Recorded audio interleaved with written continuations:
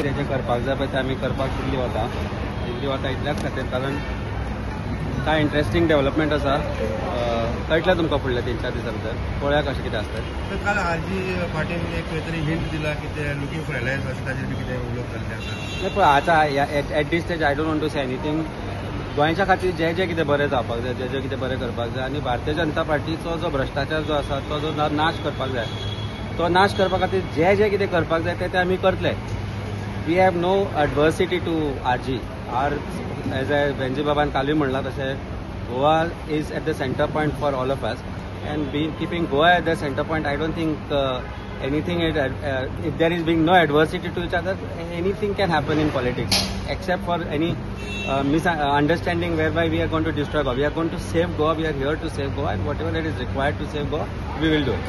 There is no permanent enemy, no permanent friends. Congress will also no, there is never. Congress will also no.